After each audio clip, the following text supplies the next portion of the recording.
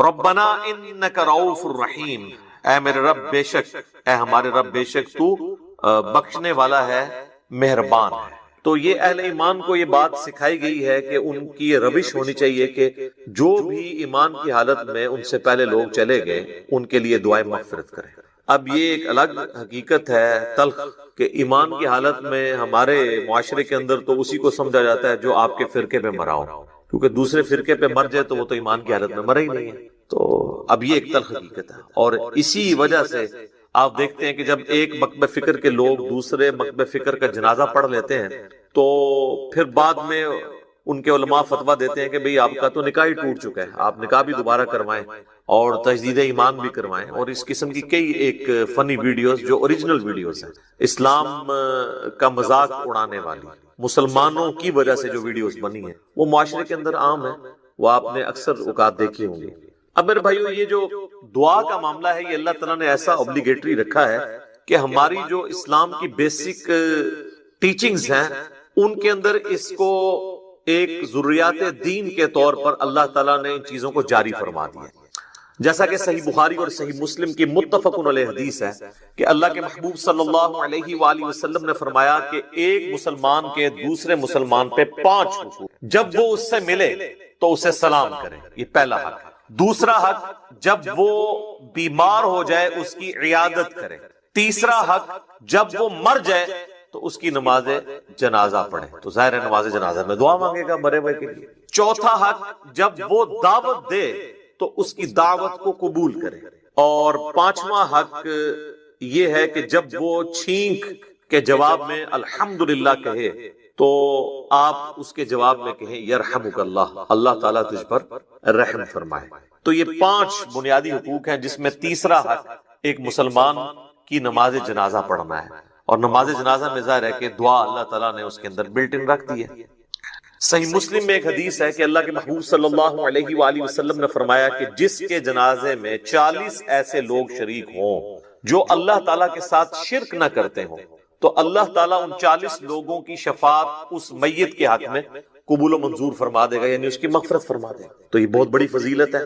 تو یہ بھی مرے ہوئے بندے کو زندہ لوگوں کی طرف سے پہنچنے والی ایک نفع مند چیز ہے۔ آپ اسے ایصال ثواب کہہ لیں، آپ اس کو دعائے مغفرت کہہ لیں، کوئی بھی۔ نماز جنازہ میں ہم جو دعا مانگتے ہیں، ویسے تو کئی ایک دعائیں رپورٹ ہوئی ہیں، سب سے مشہور دعا وہ ہے جو جامعہ ترمذی کے اندر ہے، سنن ابی داؤد کے اندر ہے، سنن ابن ماجہ کے اندر ہے، اور مشکات المصابیح کے اندر بھی موجود ہے۔ اللہم اغفر لی حینا و میتنا، اے اللہ ہمارے جتنے زندہ ہیں ان کی بھی مغفرت فرما اور جو مر چکے ان کی بھی مغفرت فرما۔ اللہم اغفر لی حینا و میتنا و شاہدنا و غائبنا، اور جتنے یہاں پہ موجود ہیں ان کی بھی اور جو یہاں پر موجود نہیں ان کی بھی، وصغیرنا و کبیرنا، اور جتنے ہمارے چھوٹے ہیں اور جتنے ہمارے بڑے، وذکرنا و انثانا، اور جتنے مرد ہیں اور جتنی عورتیں ہیں۔ اللہم من احییتہ منا فاحیہ علی الاسلام، اے اللہ جب تک تو ہمیں زندہ رکھے تو اسلام پر زندہ رکھنا۔ ومن توفیتہ منا فتوفہ علی الایمان، اور جب ہمیں موت آئے تو ایمان کی حالت میں موت آئے، آمین۔ اچھا، مزے کی بات دیکھیں کہ اس میں میت کا ذکر صرف ایک دفعہ ہے، باقی سب زندوں کے لیے دعائیں ہیں۔ اور یہ جو جنازے کی ایکٹیویٹی بیسیکلی رکھی اس لیے گئی ہے کہ ایک تو آپ اپنے مسلمان بھائی کا حق پورا کریں گے، اور دوسرا آپ وہاں پہ جا کے اپنی موت کو یاد کریں، نہ کہ وہاں پہ بھی جا کے آپ واٹس ایپ میسیجز دیکھ رہے ہوں۔ آپ دیکھ رہے ہیں کہ میت کو دفنایا جا رہا ہوتا ہے اور لوگوں کے فون بج رہے ہوتے ہیں۔ کئی لوگ تو یعنی میت کو دفنانے کے لیے قبر میں اترے ہوتے ہیں نا، تو ان کے بھی فون وہاں پہ بج رہے ہوتے ہیں۔ یعنی یہ ہماری کمٹمنٹ کا لیول ہے آخرت کے ساتھ اور دنیا کے ساتھ، یہ آپ کمپیریزن کر سکتے ہیں۔ پھر اس سے اگلا ورژن ہے، سنن ابی داؤد میں حدیث ہے کہ جب اپنے بھائی کو دفنا چکو تو اس کی قبر پر کھڑے ہو کر اس کے قبر میں سوالات کی استقامت کے لیے دعا کرو، یہ نبی الاسلام نے حکم دیا ہے۔ ایک تو ویسے ہمارے یہاں پہ عموماً لوگ نماز جنازہ کے بعد دعا مانگنا شروع کرتے، تو وہ تو کوئی ثابت نہیں ہے۔ وہ جس سنن ابی داؤد یا سنن نسائی کی حدیث کا سہارا لیتے ہیں وہ تو الفاظ ہی کچھ اور ہیں۔ وہ یہ کہ جب اپنے بھائی کے لیے جنازہ پڑھو تو خلوص سے اس کے لیے دعا مانگو، تو وہ یہ کہتے ہیں کہ جنازہ پڑھنے کے بعد مانگو، حالانکہ اس چیپٹر کی آپ ہیڈنگ دیکھ لیں، وہ جنازے کے اندر پڑھے جانے والی دعاؤں کا ذکر ہو رہا ہے، اور یہاں پہ کیا ہوتا ہے کہ ہمارے جو حنفی بھائی ہیں بریلوی اور دیوبندی، ان کا جنازہ تو 1 منٹ کا بھی مشکل سے ہوتا ہے، اور بعد میں دعا جو ہے وہ 5 سے 10 منٹ کی ہو رہی ہوتی ہے۔ دیوبندی نہیں مانگتے، اور ان سے پوچھیں کیوں نہیں مانگتے، وہ کہتے ہیں ثابت نہیں ہے۔ اور جب ان سے یہ پوچھیں کہ یہ جو فرض نماز کے بعد آپ اجتماعی دعا کرتے ہیں، ویسے تو اکیلے جو مرضی آپ کریں، یہ کہاں سے ثابت ہے؟ وہ کہتے ہیں یہ علماء نے جاری کی ہے تاکہ امت سے دعا اٹھ نہ جائے۔ تو کیا صرف دیوبندی علماء کو یہ حق حاصل ہے کہ وہ دین میں چیزیں خود سے انجیکٹ کریں گے؟ بریلویوں کو کوئی حق حاصل نہیں ہے۔ حقیقتاً تو دونوں کو کوئی حق حاصل نہیں، یہ دونوں نے ہی دین کے اندر اپنی طرف سے چیزیں داخل کر دی۔ اصل دعا جو ہے وہ قبرستان میں دفنانے کے بعد آپ نے قبر کے اوپر کھڑے ہو کر کرنی ہے، دفنانے کے دوران بھی ہے، صحیح سند کے ساتھ، مشکات المصابی کے اندر موجود ہے، کتب ستہ میں سے یہ ابو داؤد ہے، یہ ترمذی کے ریفرنس ہے کہ آپ نے دفناتے ہوئے یعنی 3 مٹھیاں کم از کم مٹی کی بھر کے ڈالنی ہے قبر کے اوپر، بسم اللہ وعلی ملت رسول اللہ، اللہ کے نام سے شروع کرتا ہوں اور رسول اللہ کی ملت کے اوپر، تو یہ آپ نے پڑھ کے اس کے اوپر ڈالنا ہے۔ پھر دفنانے کے بعد جب آپ نے دعا مانگنی ہے تو ظاہر ہاتھ اٹھا کے مانگنی ہے۔ یہ بعض لوگوں کو ایک مسئلہ ہو جاتا ہے کہ شاید قبر پہ اگر ہاتھ اٹھا کے دعا مانگی تو یہ کوئی شرک ہو جائے گا۔ شرک تو تب ہوگا جب آپ مردے سے مانگ رہے ہوں گے، آپ اللہ سے مانگ رہے ہیں۔ صحیح مسلم میں اوپر تلے کئی احادیث ہیں کہ نبی علیہ السلام نے بقیع غرقد قبرستان میں جا کر 3 دفعہ دعا کی ہاتھ اٹھا کر، اور 3 دفعہ پھر ہاتھوں کو واپس لے۔ تو یہ تو سنت ہے، اس میں کوئی حرج نہیں ہے۔ قبرستان میں بھی آپ ہاتھ اٹھا کے دعا کر سکتے۔ پھر قبرستان میں دفنانے کے بعد میت کے لیے دعا کرنا، اور پھر قبر کے اوپر اتنی دیر بیٹھنا کہ جتنی دیر ایک اونٹ کو نحر کر کے اس کا گوشت تقسیم کیا جائے۔ تو یہ صحیح مسلم کے اندر حضرت عمر ابن عاص کی وصیت ہے، انہوں نے اپنے بیٹے کو وصیت کی تھی کہ جب میں مر جاؤں میری قبر پہ اتنی دیر بیٹھے رہنا کہ جتنی دیر ایک اونٹ کو نحر کر کے اس کا گوشت تقسیم کیا جاتا ہے، یعنی 2 سے 2.5 گھنٹے، تاکہ میں اپنی قبر کے ساتھ مانوس ہوں، اور تاکہ میں یہ جان لوں کہ میں نے اپنے رب کے آئے ہوئے فرشتوں کو کیا جواب دینا ہے۔ اب وہ اس لفظ کو بھی لوگ پکڑتے ہیں، وہ کہتے ہیں جان لوں کا مطلب یہ ہے کہ وہ باہر سے کوئی آواز لگائے گا۔ تو اگر آواز ہی لگانی ہوتی تو حضرت عمرو ابن عاص اپنے بیٹوں کو کہہ دیتے کہ بھی تم نے جو ہے نا میری قبر پہ کھڑے ہو کے اذان دے دینی ہے تاکہ مجھے پتہ چل جائے۔ یہاں پہ لوگ دیتے ہیں نا اذان، پوچھے کہاں لکھی ہے، وہ کہتے ہیں منع کہاں ہے۔ تو اس اعتبار سے تو آپ دین میں جو مرضی داخل کر لیں۔ وہ تو میرے بھائی جنازے کی بھی اذان منع تو کہیں پہ نہیں ہے، ہم کیوں نہیں دیتے کہ نبی علیہ السلام نے نہیں دی۔ عیدین کی اذان نہیں ہوتی، منع تو کوئی نہیں ہے۔ وہ کہتے ہیں نہیں جی وہ بخاری مسلم میں حدیث ہے کہ نبی علیہ السلام عید کی اذان نہیں دیا کرتے تھے۔ سر یہ حدیث تو آپ کے کام کی نہیں ہے، آپ نے حدیث یہ دکھانی ہے کہ نبی علیہ السلام عید کی اذان سے منع فرمایا کرتے، نہیں دیا کرتے تھے، وہ آپ نہ بھی بتائیں، ہمیں پتا ہے کہ نہیں دیا کرتے تھے، نہیں تو بہت سارے کام بھی نہیں کیا کرتے تھے۔ نبی علیہ السلام کی 3 بیٹیاں آپ کی مبارک زندگی میں فوت ہوئی ہیں، آپ نے ان کو اپنے ہاتھوں سے دفنایا، آپ نے کسی کا تیجا 40واں نہیں کیا۔ جب ہم پوچھتے ہیں کہ وہ کہتے ہیں بھی وہ منع تو کوئی نہیں نہ کیا۔ تو منع والا معاملہ یہ ہے میرے بھائی کہ جو کام دین کے اندر نہیں نبی علیہ السلام نے تعلیم فرمایا وہ انڈرسٹوڈ منع ہی تصور کیا۔ یہ ایک سینسٹیو ٹاپک ہے، میں اس کو اینڈ کے اوپر کنکلوڈ کروں گا، میں موضوع کو تلخ نہیں کرنا چاہتا اس طرف گفتگو لے جا کر۔ تو بہرحال آپ نے حضرت عمرو بن عاص کی جو صحیح مسلم کی حدیث ہے اس میں ان کی وصیت یہ کہ آپ نے بیٹھنا ہے قبر پہ اتنی دیر، یعنی قبر کے ایگزیکٹ اوپر نہیں بیٹھنا، یعنی پاس بیٹھنا ہے، وہاں بیٹھ کے اللہ کا ذکر کریں، جو مرضی آپ کریں، تو اللہ تعالیٰ ذکر کی برکت سے مردے کے لیے آپ کی دعاؤں کی برکت سے اس کے لیے آسانی پیدا کر دے گا۔ اور ظاہر ہے کہ یہ بھی اللہ کی مرضی ہے، زبردستی تو اللہ تعالیٰ کو کسی کی دعاؤں سے نہیں لگائی جا سکتی۔ وَلِعَاذُ بِاللَّهِ تَعَالَى اللهم إني أعوذ بك من عذاب جهنم ومن عذاب القبر ومن فتنة المحيا والممات ومن شر فتنة المسيح الدجال۔ یہ دعا بخاری اور مسلم دونوں میں آئی ہے، اور نبی علیہ السلام حکم دیا کرتے تھے کہ نماز کے تشہد میں 4 چیزوں کے اگینسٹ اللہ تعالیٰ کی پناہ طلب کی جائے۔ اللهم إني أعوذ بك من عذاب جهنم ومن عذاب القبر ومن فتنة المحيا والممات من شر فتنة المسیح الدجال۔ اے اللہ میں جہنم کے عذاب سے تیری پناہ مانگتا ہوں، قبر کے عذاب سے تیری پناہ مانگتا ہوں، زندگی اور موت کے فتنے کے اگینسٹ تیری پناہ مانگتا ہوں، اور جھوٹے مسیح دجال مسیح کے فتنے سے تیری پناہ مانگتا ہوں، آمین۔ اچھا، دفنانے کے بعد اذان دینا بھی کوئی ثابت نہیں ہے، اور اس طریقے سے ہمارے دیوبند اور بریلوی حضرات جو ہے نا وہ میت کو دفنانے کے بعد نا سرہانے پہ کھڑے ہو کر نا سورۃ البقرہ کی شروع کی آیات تلاوت کرتے ہیں اور پاؤں والی سائڈ پہ سورۃ البقرہ کی آخری آیات تلاوت کرتے ہیں. یہ روایت موجود ہے لیکن یہ روایت جو ہے فیبریکیٹڈ روایت ہے. یہ روایت شعب الایمان امام بیہقی کی کتاب میں ہے، مشکات المصابیح کے اندر موجود ہے، لیکن اس کے اندر ایوب نام کا ایک متروک راوی ہے، یعنی جس سے حدیثیں لینا محدثین نے چھوڑ دی، ریجیکٹڈ پرسنالٹی.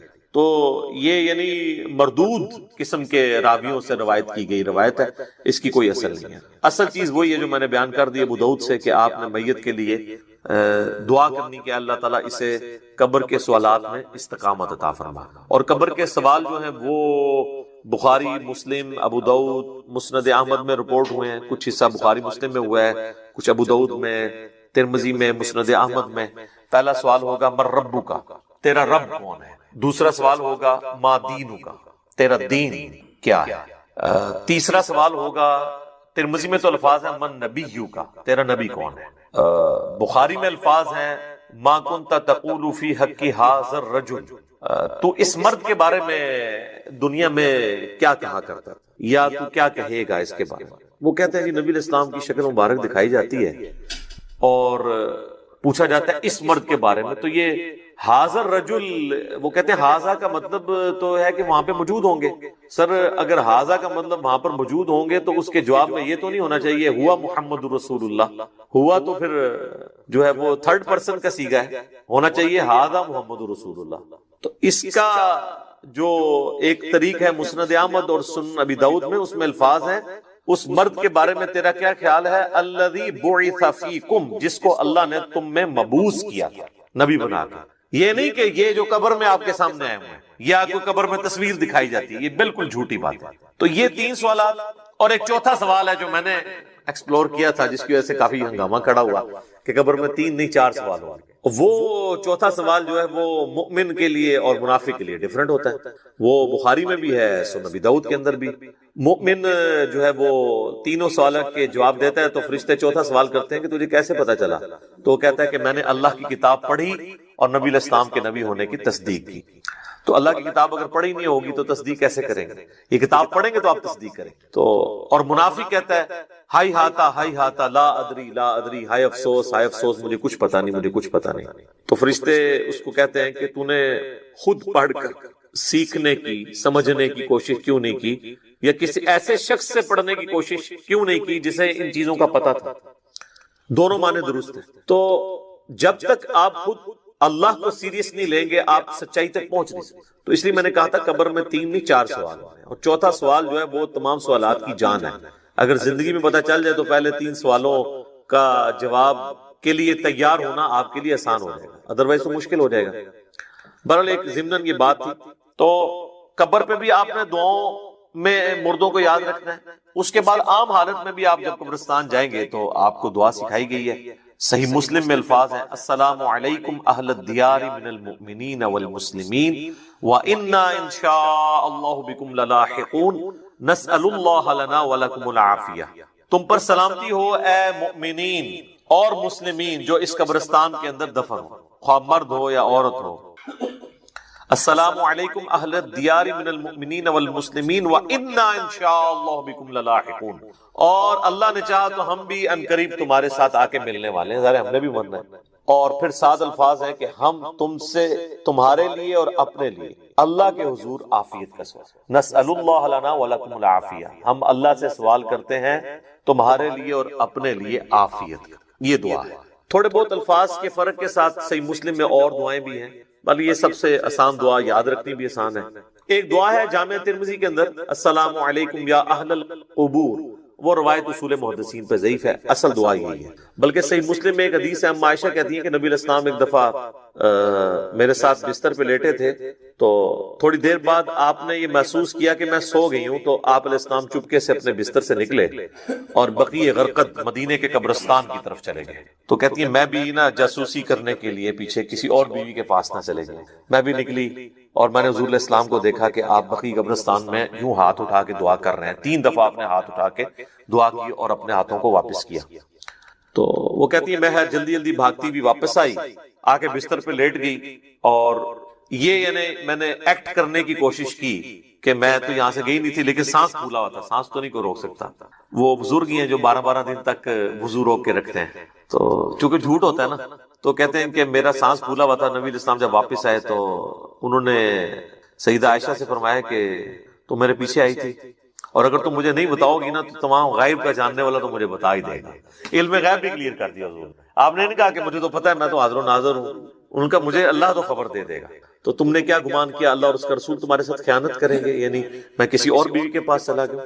تو ان کا یا رسول اللہ ایسا ہی تھا، میں آپ کے پیچھے آئی تھی. تو آپ نے فرمایا کہ اصل میں جب میں لیٹا تو جبرائیل علیہ السلام اللہ کی طرف سے میرے پاس آئے اور انہوں نے مجھے اللہ کا پیغام دیا کہ اللہ تعالیٰ آپ کو حکم دیتا ہے کہ آپ بقیع غرقد کے جو مدفن ہے وہاں پہ لوگ، ان کے لیے جا کے دعائیں مغفرت کریں. اچھا، وہ دعائیں مغفرت تو آپ وہاں بھی بیٹھ کے کر سکتے تھے.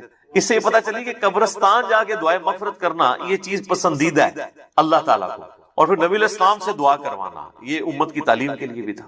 تو نبی علیہ السلام نے وہاں پہ دعا کی، آپ کی دعا کی برکت کا حصہ ان لوگوں کو نصیب ہوا. تو اس سے یہ پتہ چلا کہ آپ قبرستان جا کے آپ ہاتھ اٹھا کے بھی دعا کریں گے، رات کے وقت بھی جا سکتے ہیں. اور صحیح مسلم میں الفاظ ہیں، عائشہ کہتی ہیں کہ نبی علیہ السلام اکثر بقیع غرقد قبرستان چلے جایا کرتے تھے دعا کرنے کے لیے قبرستان میں. تو یہ یعنی نبی صلی اللہ علیہ وآلہ وسلم کی سنت ہے. باقی ہاتھ اٹھا کے دعا کرنا فرض نماز کے بعد بھی اپنی انڈیویجول دعا کر سکتے ہیں، اس کے لیے تو کوئی ممانعت نہیں. ابو داؤد میں تو روایت کمزور ہے، لیکن المستدرک للحاکم میں صحیح سند سے ہے کہ تمہارا رب سخی ہے، کریم ہے، حیا فرماتا ہے ایسے شخص سے جو اس کے حضور ہاتھ اٹھا کے دعا کرتا ہے کہ اسے محروم لوٹائے. ہاتھ اٹھا کے دعا کرنا اللہ تعالیٰ کو بغیر ہاتھ اٹھائے دعا کرنے سے زیادہ محبوب ہے.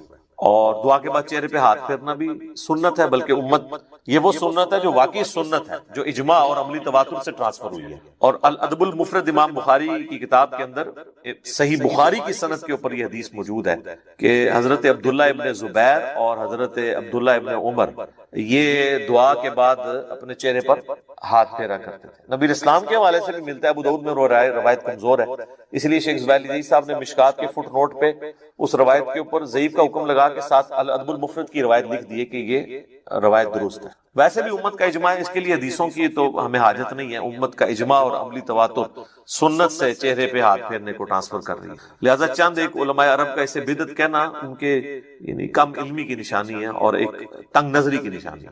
اوورال یہاں پہ بھی جو اہل حدیث ہیں وہ چہرے پہ ہاتھ پھیرنے کے قائل ہیں. میں ضمناً ساتھ چھوٹے چھوٹے مسائل بتا دیتا ہوں تاکہ آسانی ہو جائے. تو آپ نے چہرے پہ ہاتھ بھی پھیرنے. اس طریقے سے صحیح مسلم میں حدیث ہے کہ نبی علیہ السلام اپنی والدہ کی قبر پر گئے. آلموسٹ آپ سمجھ لیں اپنے والدہ کی وفات کے 50 سال کے، کیونکہ یہ فتح مکہ کے بعد کی بات ہے، تو 50 سال تقریباً گزر چکے تھے. اور آپ علیہ السلام قبر پہ گئے اور آپ روئے، اور آپ کو دیکھ کے آپ کے ساتھی بھی اصحاب بھی روئے. اور پھر آپ علیہ السلام نے فرمایا میں تمہیں قبروں پہ جانے سے منع کیا کرتا تھا. ظاہر نئی نئی قوم بت پرستی سے پھری تھی تو اس لیے نبی علیہ السلام احتیاط کرتے تھے. اب میں تمہیں حکم دیتا ہوں کہ قبروں پہ جایا کرو، کیونکہ یہ موت کو یاد دلاتی. لیکن یہ قبروں پہ جانا ہے مزارات کے اوپر. مزارات پہ تو سیلفیاں ہوتی ہیں اور بہت کچھ ہوتا ہے جس کا دین سے کوئی تعلق نہیں. جہاں پہ اللہ اور اس کے محبوب صلی اللہ علیہ وآلہ وسلم کی نافرمانی کے کام ہوتے ہو نا، وہاں پہ آپ نے جانا بھی نہیں. سنن نبی داؤد میں حدیث ہے کہ ایک صحابی نے کہا کہ میں نے منت مانی ہے کہ میں اونٹ قربان کروں گا مقام بوانہ پہ جا کے. بعض روایتوں میں ہے کہ 100 اونٹ.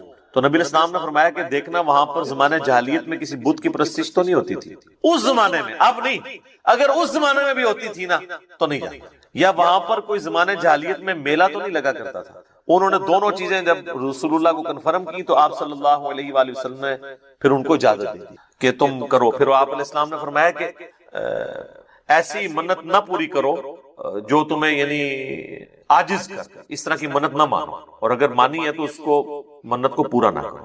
اور اللہ کی نافرمانی میں بھی منت نہ مانی جائے، اور جو اللہ کی نافرمانی میں ہوگی آپ نے اس کا کفارہ بھی نہیں دینا ہوگا. جیسے میرا بیٹا ہوا تو اس کی چٹکیاں فلاں دربار پہ جا کے منواؤں گا. تو اب یہ ساری منت اس کو توڑ بھی دیں، توڑنا واجب ہے اور کفارہ بھی. اگر کوئی صحیح کوئی منت مانی تھی تو آپ اس کا کفارہ ادا کریں گے. ویسے ہوتا کچھ نہیں ہے. بخاری مسلم میں حدیث ہے کہ منت ماننے سے کنجوس کا مال نکل جاتا ہے، یہ مصیبت کو نہیں ٹال سکتا. تو بہرحال یہ ہے کہ آپ نے منت کا پھر کفارہ وہی ہے جو بخاری مسلم میں آیا کہ منت توڑنے کا کفارہ وہی ہے جو قسم توڑنے کا کفارہ سورۃ المائدہ کی آیت نمبر 89 میں ہے کہ ایک غلام آزاد کریں یا 10 مساکین کو کھانا کھلائیں یا 10 مساکین کو کپڑے لے کر دیں، اور اگر کوئی غریب ہے تو 3 مسلسل روزے رکھ لیں. تو اس طرح کی پھر منتیں آپ نے پوری نہیں کرنی ہوگی. بہر نبی علیہ السلام نے اپنی والدہ کی قبر پہ جا کے یہ امت کو میسج دیا کہ آپ نے قبروں کو لاوارث نہیں چھوڑنا، قبروں پہ جانا ہے، قبروں پہ جا کے عبرت حاصل کرنی ہے، اور قبروں پہ جا کے ان قبر والوں سے نہیں مانگنا بلکہ ان کے لیے دعا کرنی ہے کہ اللہ تعالیٰ ان کی مغفرت کا کوئی سامان کرے، کیونکہ وہ ہماری دعاؤں کے محتاج ہیں جو قبرستان میں دفن ہے، کیونکہ وہ تو اب اپنے اعمال آگے نہیں بڑھا سکتے. تو جو ہم پیچھے بچ گئے ہیں ہماری ذمہ داری ہے ہم ان کے لیے جا کے دعائے مغفرت والا معاملہ کریں. اچھا اسی طریقے سے صحیح بخاری اور صحیح مسلم دونوں میں حدیث ہے کہ نبی علیہ السلام کو ایک صحابی کی وفات کی خبر ملی تو نبی علیہ السلام نے دونوں ہاتھ یوں بلند کر کے، حتیٰ کہ صحابہ کہتے ہیں ہم نے آپ کے بغلوں کی سفیدی بھی دیکھی، کیونکہ آپ کا اکثر لباس تہمد اور اوپر چادر ہوتی تھی. اگر آپ نے کرتا نہ پہنا ہو اور صرف چادر اوپر لی ہوئی ہو اور یوں ہاتھ اٹھائیں تو بغلوں کی سفیدی ظاہر ہو جاتی ہے. تو آپ نے کہا اے اللہ ابو عامر کو بخش دے اور اسے کثیر مخلوق پر فضیلت عطا فرما. تو اس سے ثابت ہوا کہ مرے ہوئے شخص کے لیے ہاتھ اٹھا کے آپ دعا کر سکتے ہیں ان الفاظ کے ساتھ. اور ایک اور حدیث ہے صحیح مسلم کے اندر، ام سلمہ کہتی ہے کہ جب میرے خامن فوت ہوئے ابو سلمہ تو نبی علیہ السلام ہمارے گھر تشریف لائے تو آپ صلی اللہ علیہ وآلہ وسلم نے ہمیں صبر کی تلقین کی، اور آپ علیہ السلام نے پھر ابو سلمہ کے لیے دعا کی کہ اے اللہ اسے بخش دے اور اسے اپنے ہدایت یافتہ لوگوں میں بلند درجہ عطا فرما، اور اے اللہ اس کے جو پیچھے لوگ بچ گئے ان پہ تو خلیفہ ہو جا، یعنی اس کی کمپنسیشن تو فرما، اور اے اللہ اس کی قبر کو نور سے تو بھر دے. یہ آپ صلی اللہ علیہ وآلہ وسلم نے ان کے لیے دعا کی، اور اس میں یہ بھی الفاظ ہیں کہ قبر کو گشادہ کر دے اور نور سے بھر. یہ تعزیت کی دعائیں ہیں جو آپ کر سکتے. باقی قبرستان جا کے آپ جنازہ اگر آپ کا رہ گیا تو آپ قبرستان جا کے قبر پہ کھڑے ہو کے بھی جنازہ پڑھ سکتے ہیں. بخاری مسلم دونوں میں حدیث ہے کہ ایک بوڑھی عورت جو مسجد نبوی کی صفائی کیا کرتی تھی جب وہ فوت ہو گئی تو صحابہ نے رسول اللہ کو نہیں بتایا اور راتوں رات جنازہ پڑھ کے دفنا دیا. کچھ دن کے بعد نبی علیہ السلام نے پوچھا کہ وہ عورت نظر نہیں آ رہی تو بتایا گیا کہ وہ تو فوت ہو گئی ہے. تو حضور نے فرمایا کہ مجھے اس کی قبر پہ لے جاؤ. تو اب حضور علیہ السلام کو کسی صحابی نے یہ نہیں کہا کہ یا رسول اللہ آپ تو ہر مومن کی قبر میں جاتے ہیں تو 3 دن پہلے تو آپ تشریف لے گئے ہوں گے، آپ کو تو پتہ ہی ہوگا کہ یہ مر چکی ہے. اس زمانے میں یہ عقیدے نہیں ہوا کرتے تھے، نہ کسی کے دماغ میں ہوتا. تو رسول اللہ صلی اللہ علیہ وسلم کو وہ قبر پہ لے گئے تو آپ علیہ السلام نے جا کے وہاں پہ قبرستان میں اس کی قبر پہ کھڑے ہو کر جنازہ پڑھا. یہ غائبانہ نماز جنازہ نہیں ہوتا کیونکہ اس میں تو قبر سامنے ہوتی ہے، اور اس کا طریقہ یہ ہوتا ہے کہ آپ نے قبر کی ایسی سائڈ پہ کھڑے ہونا ہے کہ آپ کا قبلہ کی طرف رخ ہو اور قبر آپ کے سامنے ہو. اور پھر آپ علیہ السلام نے واپسی پر فرمایا، مسلم شریف میں ڈیٹیل ہے، اس میں الفاظ ہیں کہ یہ قبریں اندھیروں میں ڈوبی ہوئی تھی، اللہ نے میرے جنازہ پڑھنے کی برکت سے انہیں نور سے بھر دیا. اب یہ سبحان اللہ تو آپ نے بول دیا ہے، لیکن اس کا جو ایک تلخ پہلو ہے کہ نبی کی دعا کی برکت سے کسی کافر کی قبر جو ہے نا وہ نور. لیکن ہر مسئلے کے لیے میں آپ کو ایک ہی دعا بتا دیتا ہوں. اکثر لوگ مجھے ای میل کرتے ہیں جی روزگار کے لیے، کوئی کہتا ہے جی اولاد کے لیے، کوئی کہتا ہے جی پریشانی دور کرنے کے لیے، کوئی کہتا ہے جی جو رزق میں برکت کے لیے، کوئی کہتا ہے بیماری دور کرنے کے لیے کوئی دعا بتاتے ہیں. بھائیو ہم آپ کو 50 دعائیں نہیں بتاتے ہیں، ایک دعا بتاتے ہیں، ایک دعا جو اکثر مسلمانوں کو پہلے ہی آتی ہے. اس کو ترجمے کے ساتھ یاد کر لیں اور اس دعا کو آپ ہر جگہ پڑھیں، جس مقصد کے لیے پڑھیں. اور الحمدللہ قرآن حکیم میں سورۃ البقرہ کی آیت نمبر 201 کے اندر اللہ تعالیٰ نے وہ دعا اہل ایمان کو تعلیم فرمائی ہے اور مومنین کی نشانی بتایا ہے اس دعا کو کہ مومنین اس کے ذریعے اللہ تعالیٰ سے دعا مانگتے ہیں. اور آگے اللہ تعالیٰ نے اپنا فتویٰ بھی سنا دیا ہے کہ جو کوئی ان الفاظ کے ساتھ ہم سے دعا مانگتا ہے ہم اس کی اس دعا کو دنیا اور آخرت میں اس کے حق میں قبول کریں گے الحمدللہ. اور وہ دعا ہے سورۃ البقرہ آیت نمبر 201، ربنا آتنا فی الدنیا حسنہ وفی الآخرۃ حسنہ وقنا عذاب النار. یہ وقف کر کے میں نے پڑھا اور کنٹینیوس پڑھیں گے. ربنا آتنا فی الدنیا حسنۃ وفی الآخرۃ حسنۃ وقنا عذاب النار. اب اس کا ترجمہ بھائیو یاد کرنا کوئی راکٹ سائنس ہے. ربنا آتینا، اے رب ہمارے ہمیں عطا فرما، ہمیں دے دے، فی الدنیا حسنہ اس دنیا میں بھلائی، وفی الآخرۃ حسنہ اور آخرت میں بھلائی. اور آخرت کی سب سے بڑی بھلائی کیا؟ وقنا عذاب النار، ہمیں آگ کے عذاب سے بچا دے. آمین. اللہم اجرنا من النار، اللہم اجرنا من النار، اللہم اجرنا من النار. اچھا مولویوں کی تسلی نہیں ہوئی، انہوں نے اس کے ساتھ لگا دیا وقنا عذاب القبری، وقنا عذاب الحشری، وقنا عذاب المیزان، پتہ نہیں کیا کچھ لگا دیا. حالانکہ تعلیم کی کمی ہے، دنیا اور آخرت اس میں کور ہو جاتی ہے. کیوں؟ پھر دنیا حسنہ میں پوری دنیا کور، وفی الآخرت حسنہ میں قبر بھی کور، میدان حشر بھی کور، میزان عمل بھی کور۔ کیوں؟ بخاری اور مسلم کی متفق علیہ حدیث ہے کہ آپ صلی اللہ علیہ وسلم نے فرمایا جو شخص مر گیا اس کی قیامت قائم ہو گئی، مرتے ہی قیامت قائم ہے۔ اور بخاری اور مسلم کی متفق علیہ حدیث ہے کہ آپ صلی اللہ علیہ وسلم کی وفات کے دنوں میں سیدہ عائشہ کہتی ہیں میرے بھائی نے مسواک اٹھائی بھی تھی، آپ نے مجھ سے مانگی، میں نے انہوں نے چبانے ہی شروع کی تو وہ چبائی نہ گئی، سخت تھی، تو میں نے اپنے منہ میں چبا کر آپ صلی اللہ علیہ وسلم کے منہ میں ڈالی، اللہ تعالیٰ نے میرے تھوک کو اور نبی صلی اللہ علیہ وسلم کے تھوک کو اس دن جمع فرما دیا ایک ہی جگہ پر، جو نبی صلی اللہ علیہ وسلم کی دنیا کی زندگی کا آخری دن اور آخرت کی زندگی کا پہلا دن تھا، بخاری اور مسلم میں۔ تو اما عائشہ حضور کی وفات کے دن کو کیا کہہ رہی ہے؟ آخرت کی زندگی کا پہلا دن۔ تو وہ فی الآخرت حسنہ میں قبر بھی آ گئی، آخرت بھی آ گئی، میزان عمل بھی آ گیا، سب کچھ آ گیا۔ تو یہ مولویوں نے خام خواہ بیچ میں چیزیں، وہ کسی نے ودخلنا مال ابرار یا عزیز یا غفار، پتہ نہیں کیا کچھ بیچ میں لگایا ہوا ہے، بس یہ کامل دعا یہ ہے ربنا آتنا فی الدنیا حسنہ وفی الآخرۃ حسنۃ وقنا عذاب النار۔ اس کو بدل نہیں سکتے، یہ بہت خطرناک معاملہ ہے۔ بخاری اور مسلم کی متفق علیہ حدیث ہے، ایک صحابی کو آپ نے دعا تعلیم فرمائی وضو کے بعد کی، اس میں الفاظ تھے بنبی کا ارسلتا، میں ایمان لایا اس پر جو تیرے نبی کے ساتھ نازل ہوا۔ اس صحابی نے دعا پڑھتے ہوئے کہہ دیا برسولی کا ارسل، اب کوئی فرق؟ میں ایمان لایا اس کتاب پر جو تیرے رسول پر نازل ہوئی۔ رسول تو سپرلیٹو ڈگری ہے، نبی سے بھی اوپر کی ڈگری، ہر نبی رسول نہیں ہوتا، چند ایک رسول۔ آپ صلی اللہ علیہ وسلم فرمایا تو نے میرے الفاظ کو چینج کیا، وہی کہہ جو میں نے کہا تھا بنبی کا ارسل۔ اب اس نے کہا یا رسول اللہ میں نے کون سی گستاخی کر دی ہے، میں تو اچھے الفاظ استعمال کیے ہیں، عشق دے چلے نمبر لے گئے، عقل والے ہوتے ہیں انجے ہی عملہ گالیاں، کچھ نہیں انہوں نے کہا۔ اب جو نبی صلی اللہ علیہ وسلم اپنے الفاظ کو نہیں بدلنے دے رہے اور اچھے الفاظ اس نے استعمال کیے۔ یا ایھا الذین آمنوا، اے اہل ایمان، لا تتخذوا آباءکم و اخوانکم، مت بناؤ اپنے ماں باپ کو، اپنے بھائیوں کو، اولیاء، اپنا دوست۔ کس صورت میں دوست نہ بناؤ؟ ان استحبوا الکفر علی الایمان، اگر وہ ایمان کے مقابلے میں کفر کی روش اختیار کرتے ہیں نا تو تمہاری کوئی جگری یاری ان کے ساتھ نہیں ہونی چاہیے۔ مطلب کیا؟ پرائورٹی اللہ اور اس کے محبوب صلی اللہ علیہ وآلہ وسلم کی نسبت ہے۔ ایک تمہارا رشتہ دار نہیں ہے نا اور وہ اللہ اور اس کے پیغمبر کا ماننے والا ہے نا، اس سے تمہاری جگری یاری ہونی چاہیے۔ اور ایک تمہارا سگا رشتہ دار بھی ہے نا، اگر وہ اللہ اور اس کے رسول کا باغی ہے تو پھر اس کے ساتھ کوئی لحاظ والا معاملہ نہیں۔ ہاں دنیا میں معروف طریقے سے تو وہ چلنا ہی چلنا ہے، لیکن وہ لحاظ نہیں ہوگا۔ حتیٰ کہ حضرت نوح علیہ السلام کا جب بیٹا ڈوبا ہے اور انہوں نے کہا یہ میرے اہل بیت میں سے، تو اللہ تعالیٰ فرمایا یہ تمہارا اہل ہی نہیں ہے، کیونکہ اس کے اعمال کافروں والے ہیں۔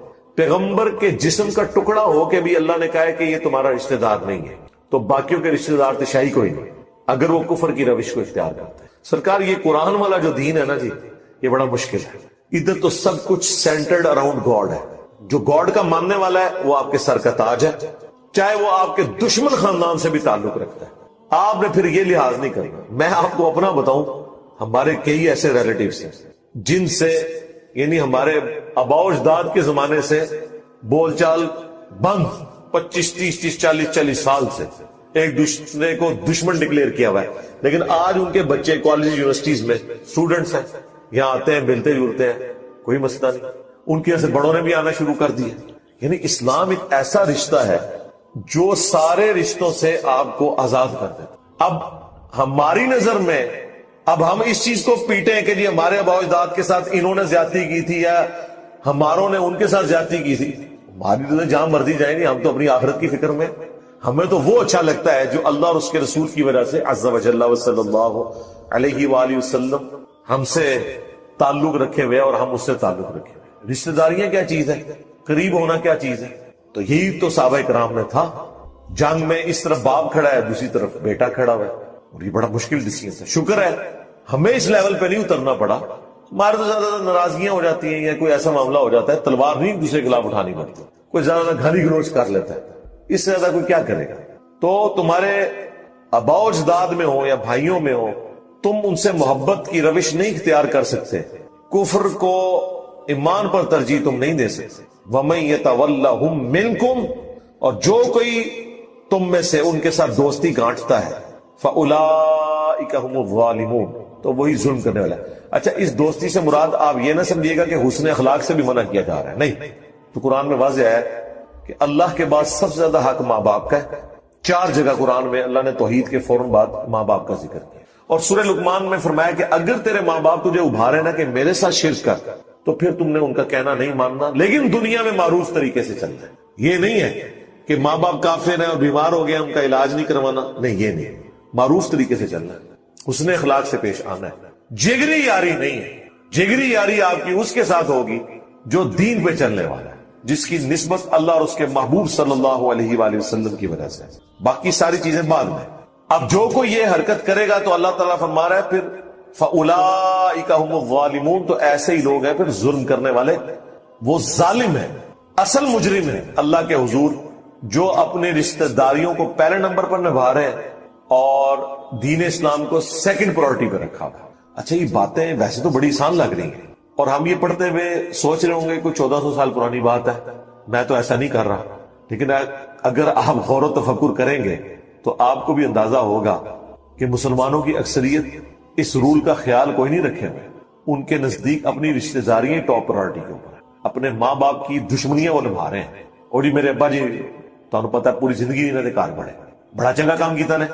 اچھا لوگ اپنے ابا اجداد کی خوبیاں گنوا رہے ہوتے ہیں, وہ جی ساڈے چاچے اور اسن جی بڑے غصے دے سن جی, ہوئے ہوئے ایک بار ویاہ دے گئے, وہ آگے کو کوئی بھی ہر جگہ سٹوری ہے جی, تو انہوں نے ان کو کسی ڈومیننٹ جگہ پہ نہیں بٹھایا, وہ پھر جناب اس کا ہار بھی دوبارہ بڑھے. عجیب مینٹل سی تیرا چاچا, یہ فخریہ بات ہے. لوگ فخر سے اپنے ابا اجداد کے قصے سنا رہے ہوتے ہیں اور سارے وہ تکبر بھرے ہوئے رشتے ہوتے ہیں. عاجزی والا کوئی نہیں سناتا.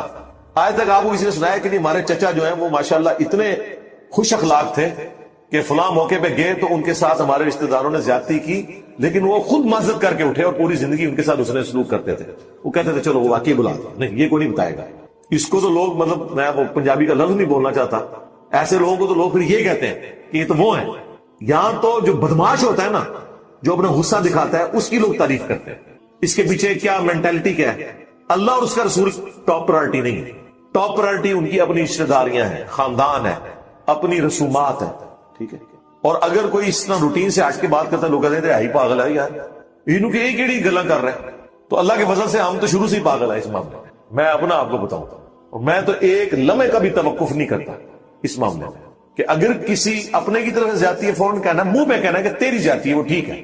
آپ دیکھیں وہ ماں باپ کامیاب سمجھے جاتے ہیں کہ اگر ان کی اولاد کو غلط کام کر رہا ہے نا, تو وہ ماں سب سے کامیاب ماں سمجھتی ہے جو اپنے بچوں کے عیبوں پہ پردہ ڈالتی ہے اور دوسروں کے ساتھ لڑ لیتی ہے اور دلائل کی روشنی میں زیر کر دیتی ہے محلے کی عورتوں کو کہ میرا بچہ تو بے قصور ہے, قصور تیرے بچے کا ہے. آپ نے آج تک کوئی ماں دیکھی ہے کہ بچے نے شرارت کی ہو اور گھر آئے, لڑائی ہوئی ہو اور دوسرے شکایت لے کے گھر آئے اور شواہد کی بنیاد پہ اسے پتا چل جائے کہ میرے بچے کی زیادتی ہے اور وہ اپنے بچے کو ڈانٹے؟ کوئی لاکھوں میں ایک ماں ہوگی, اور اگر کوئی ہوگی تو اس کا اپنا خامد ہی سے کہے گا یہ تو پاگل ہو رہا ہے. خامد نہ بھی کہ اس کی ساز اس کے پیچھے پڑ جائے گی, یہ تو کیا کیتا ہے, لیکن یہ نہیں پتا کہ وہ کتنی بڑی نیکی کر رہی ہے اپنی اولاد کے ساتھ. ذہن میں رکھیے گا. یعنی مجھے پتا ہے کہ ہم اگر وہ غلط کام بار کر کے آ جائیں تو ہمارے ماں باپ تو ہمارا ایک لمحے کا بھی لحاظ نہیں کرتے تھے, چاہے غلطی دوسرے کی بھی وہ پھینٹی ماری لگتی تھی اور وہ پھینٹی کام آئی ہیں. کیا کوئی صحیح حدیث ایسی ہے کہ دولت عورت کی قسمت ہے اور بچے مرد کی قسمت ہے؟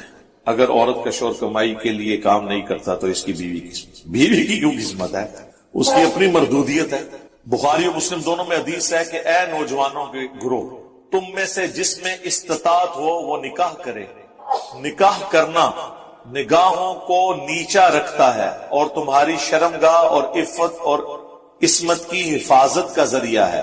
اور جو نکاح نہ کر سکتا ہو وہ روزے رکھ کے اپنی شہوت کو ٹھنڈا کرے. تو وہ استطاعت کیا ہے؟ شہوت اس میں پہلے ہی موجود ہے, نہ مرد نہیں ہے وہ. اور اللہ کے نبی فرما رہے ہیں کہ مرد ہو تو شادی کرو, اور مرد ہونے کے باوجود شادی نہیں کر رہے تو کس بنیاد پہ؟ استطاعت نہیں, یعنی فائنینشل یہ حالت نہیں ہے. یہاں پہ بھی لوگ جو کام نہیں کرتے وہ کہتے ہیں ویاہ کرا, یعنی ویاہ کرنا خود اتنا بڑا کام ہے کہ سارے کام پھر کرے گا. ایسا نہیں ہوتا.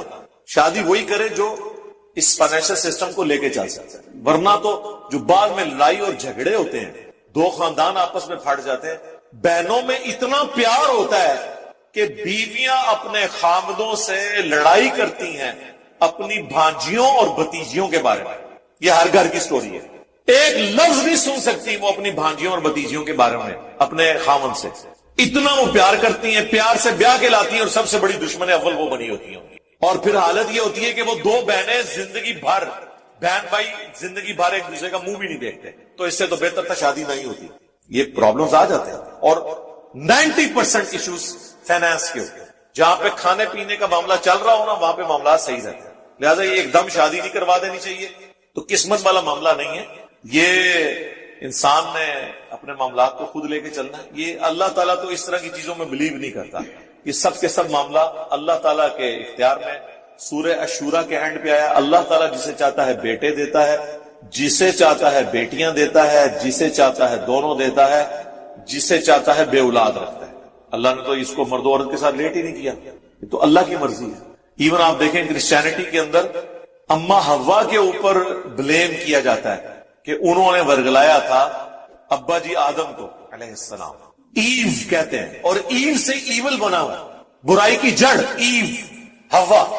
لیکن قرآن آپ کھول کے دیکھیں سورۃ الاعراف میں سٹارٹ ہی میں قصہ آدم اور ابلیس پوری تفصیل کے ساتھ آیا ہے، اور وہ تسنیہ کے سیغے کے ساتھ. ان دونوں نے یہ کیا، ان دونوں کو ہم نے یہ حکم دیا، وہ دونوں یہ کرنے لگے. ہر جگہ اللہ نے تسنیہ کا سیغا ہے، سنگولر کا سیغا یوز ہی نہیں کیا. یعنی دونوں نے غلطی کی. اور یہاں پہ لوگ جو ہے نا وہ ڈال دیتے ہیں.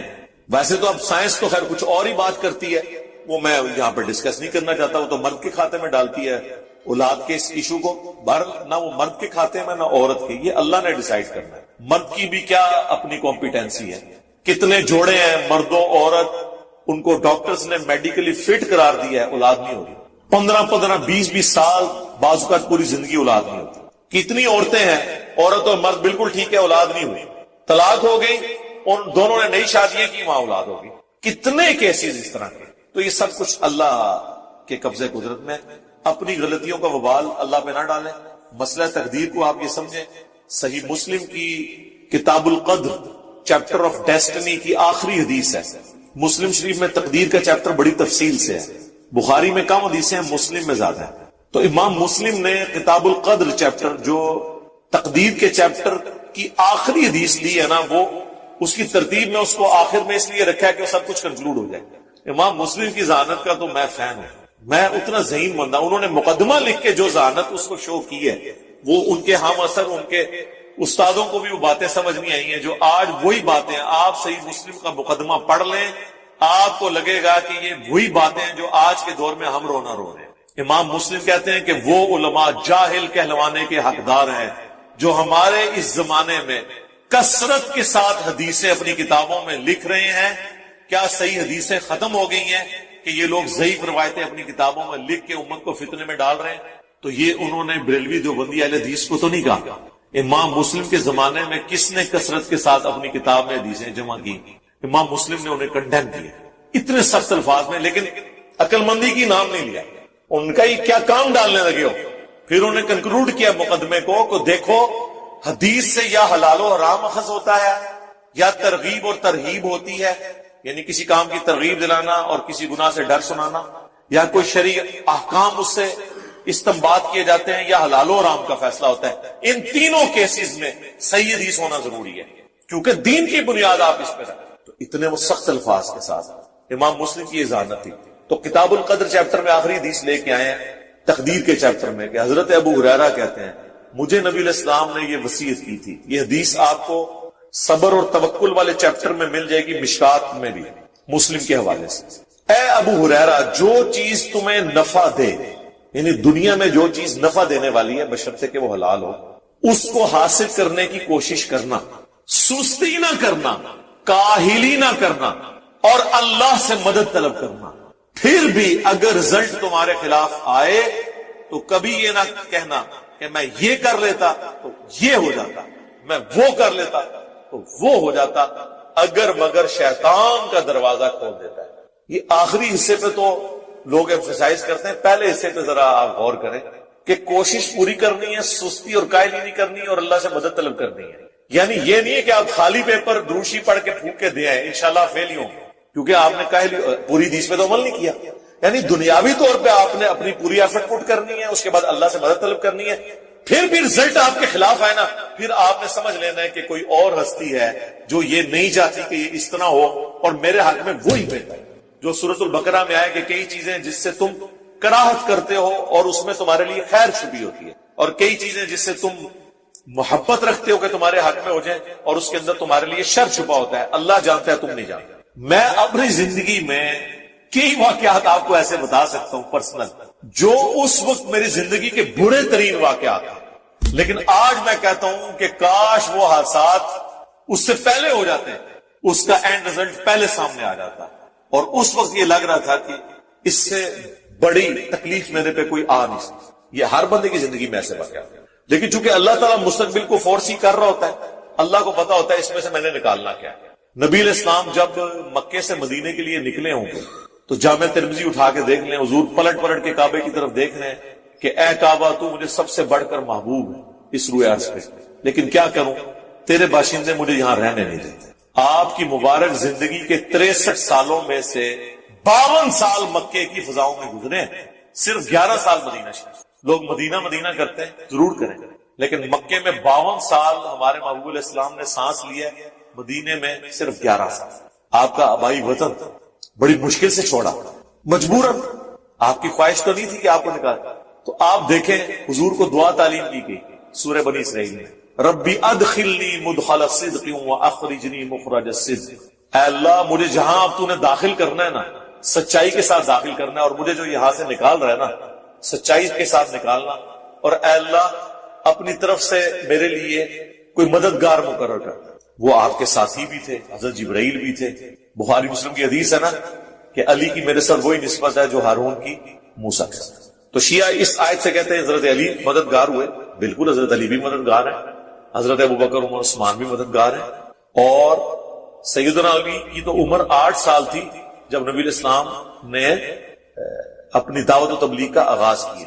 اس وقت دوسرے اصحاب جو بڑی عمروں کے تھے انہوں نے حضور کی فزیکل پروٹیکشن کی ہے نا. سیدنا علی تو 8 سال کے تھے. 8 سال کا بچہ کیا کر سکتا ہے؟ اس زمانے میں کون؟ سعد بن ابی وقاص، عبد الرحمن بن عوف، سیدنا ابوبکر، یہ لوگ جو بڑی عمر کے لوگ.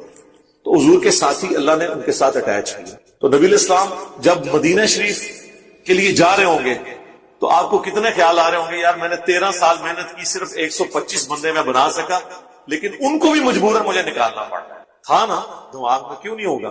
کیا اس وقت اللہ کے نبی کو یہ بات پتا تھی کہ 13 سال میں تو 125 ہوئے ہیں، اگلے 13 سال کے اندر رومن اور پرشین امپائر بھی آپ کے غلاموں کے قدموں میں ہو گئے؟ اس وقت کوئی بتاتا بھی تو لوگ مذاق اڑاتے ہیں، جیسا کہ وہ غزوہ خندق کے موقع پر مذاق نہیں اڑایا تھا منافقین نے کہ ہم تو پیشاب کرنے کے لیے باہر نہیں نکل سک رہے، سامنے سے تیر آ جاتے ہیں خندق کے پار سے، اور یہ نبی کہہ رہا ہے کہ رومن اور پرشین امپائر گرے گی. عمر سیریز میں انہوں نے وہ دلائل النبوہ امام بیہقی کی جو کتاب میں وہ حدیث فلمائی نہیں ہے، جو ایک پتھر نہیں ٹوٹ رہا تھا تو حضور علیہ السلام کو بلایا گیا، آپ نے 3 دفعہ اس پہ کدال مارا. پہلی دفعہ فرمایا اللہ نے مجھے یمن عطا فرمایا، دوسری دفعہ فرمایا کہ اللہ نے مجھے رومن امپائر دے دی ہے، میں تو وہاں کے وہ رومن امپائر کا جو محل ہے وہ بھی دیکھ رہا ہوں، تیسری دفعہ فرمایا پرشین امپائر بھی. اور اگر تم اپنے نبی پہ یقین رکھتے ہو کہ وہ سچا پیغمبر ہے تو اللہ کے وعدے پہ یقین رکھتے ہو. دیکھیں پھر صحابہ نے ایسا یقین کیا ہے کہ کانفیڈنس ان کا لوز ہی نہیں ہوا. ورنہ مجھے بتائیں اللہ کی نبی کی وفات کے بعد جب ہزاروں لوگ مرتد ہو جائیں، اس قبائلی سسٹم میں جہاں قبیلے جب مرتد ہوتے تھے تو پورے پورے قبائل ہی، چونکہ ایک سردار مرتد ہوتا تھا نا تو وہ پورے پورے قبیلے ہی نکل جاتے تھے. وہاں پہ چند اصحاب اتنے کانفیڈنٹ ہوں کہ ہر محاذ کے اوپر جنگ کھول لیں. حضرت ابوبکر صدیق منکرین زکات کے خلاف بھی، مرتدین کے خلاف بھی، 2 جھوٹے پیغمبر ان کے خلاف بھی، اور پہلل میں رومن امپائر کے لیے بھی بھیجا ہوا ہے جناب اسامہ ابن زید کو. وہ اتنے بڑے بڑے اصحاب بھی، وہ بھی کہہ رہے ہیں کہ حضرت اتنے محاذوں پہ تو آپ جنگ نہ کھولیں، یہ تو مدینے پہ حملہ کر کے لوگ قبضہ کر لیں گے دارالخلافہ کے اوپر، تو ہم کیا کریں گے؟ ان کا اللہ کے نبی کا وعدہ ہے یہ سب فتوحات ہونی ہے. پھر آپ دیکھیں وہی ہے، آدھا جو پرشین امپائر تو حضرت ابوبکر کے دور میں گر گئی تھی، باقی کا جو ہے وہ سیدنا عمر اور سیدنا عثمان کے دور میں جا کے آپ دیکھ لیں رشیا افغانستان تک فتوحات ہو چکی. ایک مختصر جماعت کا اتنا کانفیڈنس اللہ کے اندر. تو یہ تقدیر کے جو معاملات ہیں، وہ تقدیر کا مطلب یہ نہیں ہے کہ آپ نے کوشش نہیں کرنی ہے، کوشش بھی کرنی ہے، لیکن اگر رزلٹ خلاف آئے تو نبی رسول اللہ کہنا ہے، یہ نہیں کہنا اگر مگر. اگر مگر سے مراد یہ نہیں ہے کہ مطلب یہ تو انسان کہہ سکتا ہے کہ اگر میں نے محنت کی ہوتی تو میں پاس ہو جاتا، تو یہ تو اگر کہنا ہے، نہیں کی تھی نا تھی فیل ہوا ہے نا. لیکن کوئی ناگہانی آفت آ گئی، کوئی ایکسیڈنٹ ہو، بندہ بیمار ہو، تو اس میں میری بہتری اور اس کے اینڈ پہ آپ نے کہنا انا للہ و انا الیہ راجعون، جو ہمیں قرآن نے دعا سکھائی. تو مولا علی کا قول ہے کہ میں نے اپنے ارادوں کے ٹوٹنے سے اللہ کو پہچانا. حقیقت بات، ارادوں کا ٹوٹنا، آپ کو سب کچھ حالات و واقعات آپ کی فیور میں ہو پھر بھی رزلٹ آپ کے خلاف آئے، تو یقیناً اس میں کوئی ایسی حکمت چھپی ہے جو بعد میں ظاہر ہو. ہماری اکیڈمی آپ دیکھ لیں، میری زندگی میں تو میں اپنے واقعات بتا سکتا ہوں، وہ بالکل پرسنل نوعیت کے ہیں، اگرچہ اس کے افیکٹ پوری دنیا کے اوپر ہے. ہمارے جو حیدر بھائی کہتے ہیں کہ اکیڈمی تو چھوٹی سی ہے لیکن فتنہ عالمی ہے. یہ اکیڈمی میں کتنے 250 300 400 بندے آ جاتے ہیں. جب ہم نے دعوت کا کام شروع کیا تھا تو ایک چھوٹی سی مسجد میں درس دیتا تھا، 2008-9 کی بات. تو وہ ظاہر ہے وہ سچی بات تو کسی کو بھی ہضم نہیں ہوتی. ایک اہل حدیث کی مسجد تھی، انہوں نے کچھ عرصے بعد کہا جی درس سے ختم کریں. ہم نے کہا ٹھیک ہے، ہم نے اپنے گھر میں شروع کر لیا. ٹھیک ہے، آپ کیا سمجھتے ہیں جب مسجد میں ایک ہی مسجد میں درس ہو رہا ہو وہاں سے آپ کو نکال دیں یا کہ یہاں پہ درس آپ نے نہیں دینا، وہ نکالنے والے بھی سمجھ رہے ہوں گے کہ یار اس کا تو مستقبل برباد کر دیا. پھر وہ گھر والا معاملہ ہوا، پھر اس کے بعد اکیڈمی تو یہ خیر ہمارے اپنے لوگوں کے لیے تھی، شروع میں ریکارڈنگ ہی ہوتی تھی صرف اپلوڈ کرنے کے لیے. تو اب دیکھیں اللہ نے ایک نیا اس کا سلسلہ شروع کر دیا. آپ مجھے بتائیں جن لوگوں نے درس بند کیا ہے نا، سب سے بڑے مجرم وہ ہیں اس اکیڈمی کے. نہ وہ درس بند کرتے نہ یہ فتنہ آگے. سارے وظائف جو آپ کر سکتے ہیں وہ ضرور کریں. بہرحال بعض اوقات کسی کی مجبوری ایسی ہو سکتی ہے کہ اسے آفس کی مجبوریوں کی وجہ سے یا اپنے کاروبار کی مصروفیت کی وجہ سے یا بچوں کی دیکھ بھال کی وجہ سے ہماری اسلامی بہنوں کو ٹائم نہ ملے، یا بعض اوقات صحت بھی اجازت نہیں دے رہی ہوتی.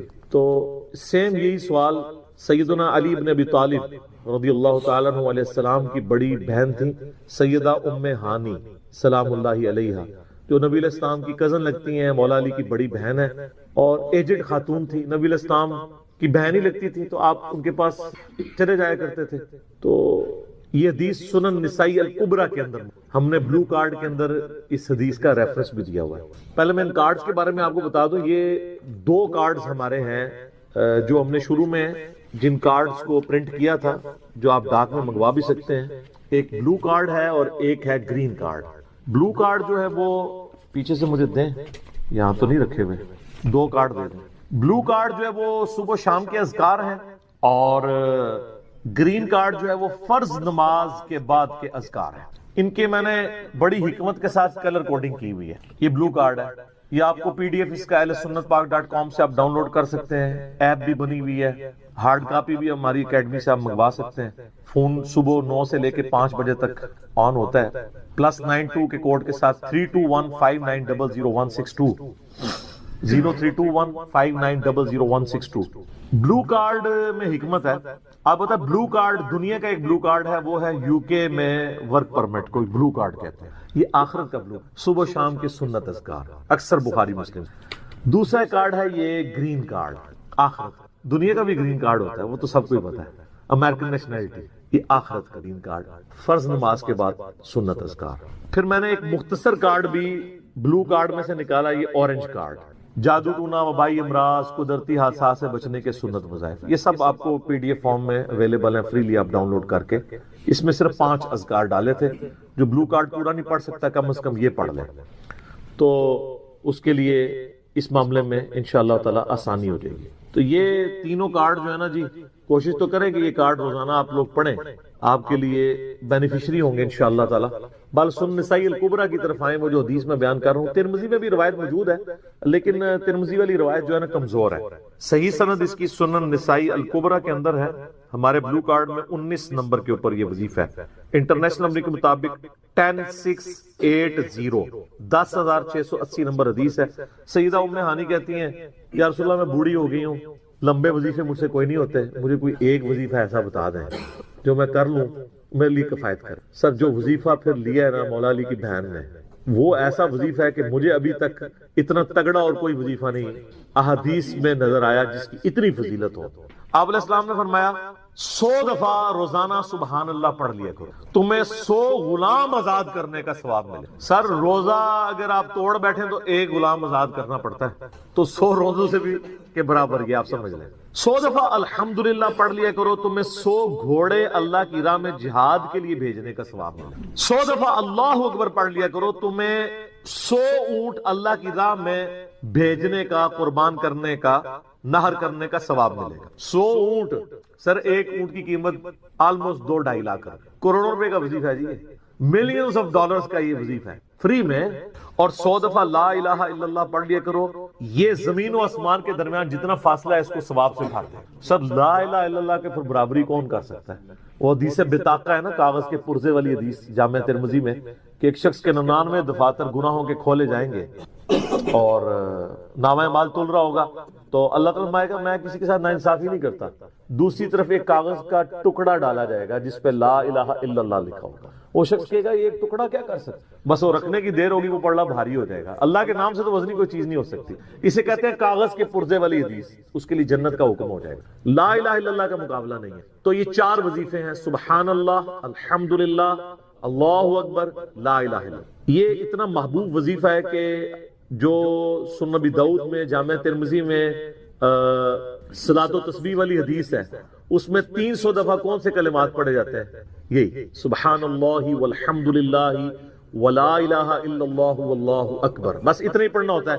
یہ ولا حول ولا قوت الا باللہ کی حدیثیں الگ سے ہیں، لیکن صلاۃ و تسبیح میں اتنا ہی پڑھنا ہوتا ہے، چاروں کلمات۔ حتیٰ کہ صحیح مسلم میں حدیث ہے، نبی علیہ السلام نے فرمایا یہ 4 کلمات مجھے ہر اس چیز سے بڑھ کر محبوب ہیں جن پہ سورج طلوع ہوتا ہے، یعنی دنیا اور جو کچھ دنیا کے اندر ہے اس سے بڑھ کر مجھے یہ چیز محبوب ہے کہ میں یہ 4 کلمات کہہ لوں، سبحان اللہ والحمد للہ ولا الہ الا اللہ واللہ اکبر۔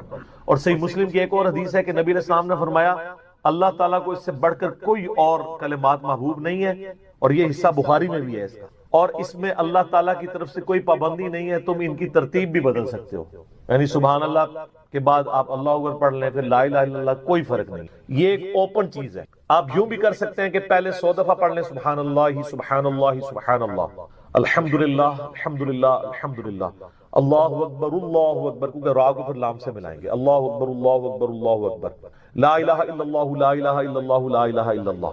اور یوں بھی پڑھ سکتے ہیں، وہ زیادہ بہتر ہے، سبحان اللہ والحمد للہ ولا الہ الا اللہ واللہ اکبر، کیونکہ اکبر پہ وقف کریں گے، ورنہ یہ سبحان اللہ تو الحمدللہ ہی پڑھ نہیں سکتے آپ، کیونکہ الحمدللہ الحمدللہ بنے گا کانٹینیوس، جیسے اللہ اکبر اللہ اکبر اللہ اکبر، تو وقف کرنا پڑے گا سوائے سبحان اللہ کے۔ سبحان اللہ یہ تو پڑھ سکتے ہیں، لیکن الحمدللہ کو الحمدللہ وقف کرنا پڑے گا۔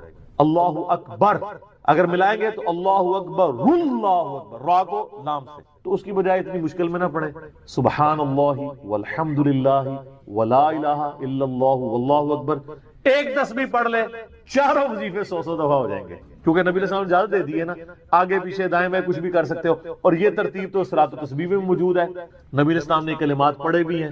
آپ کو پتہ ہے تبلیغی جماعت والے 3 وظیفے بتاتے ہیں، ویسے بڑی سمجھداری سے ہی کسی نے وہ ڈیوائس کیے ہوئے ہیں، 100 دفعہ وہ یہ بتاتے ہیں سبحان اللہ والحمد للہ ولا الہ الا اللہ واللہ اکبر، وہ ساتھ وہ بتاتے ہیں ولا حول ولا قوت الا باللہ، وہ بھی پڑھ سکتے ہیں، وہ بھی صحیح بخاری میں رات کو اٹھتے وقت کی دعا ہے، ہل علی العظیم تک بھی پڑھ سکتے ہیں، وہ ابن ماجہ میں موجود ہے۔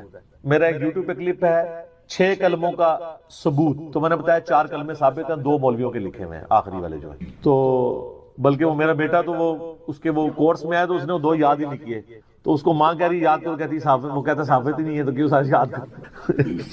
ہم ریکویسٹ کریں گے، ہمارے پاس بھی وہ کورس اسلامیات کا جو ہے نا اس کو ریویو کرنے کے لیے بھیجا ہوا ہے ہماری اکیڈمی میں انہوں نے، تو ہم اس میں ان کو ریکویسٹ کریں گے کہ یہ آخری 2 کلمے نکال دیں، پہلے 4 کلمے ثابت ہیں، وہ تو ثابت ہی نہیں ہے، تو خام خواہ لوگوں کو آپ رٹا رہے ہیں، الٹا جن لوگوں کی شادی ہونے والی ہوتی ہے وہ بیچارے ٹینشن میں پڑے ہوتے ہیں 6 کلمے یاد کریں، حالانکہ کلمے کے ساتھ کوئی تعلق ہی نہیں اس کے۔ تو یہ جو صلاۃ و تسبیح کے اندر بھی پڑھا جاتا ہے، لیکن اس میں لا حول ولا قوت الا باللہ نہیں، وہ تو لادہ سے بخاری مسلم میں حدیث ہے کہ جنت کے خزانوں میں سے ایک خزانہ ہے لا حول ولا قوت الا باللہ، تو آپ پڑھنا چاہتے ہیں ضرور پڑھیں، اس میں وظیفے کے طور پہ آپ پوری تسبیح اس کی پڑھ لیں بے شک۔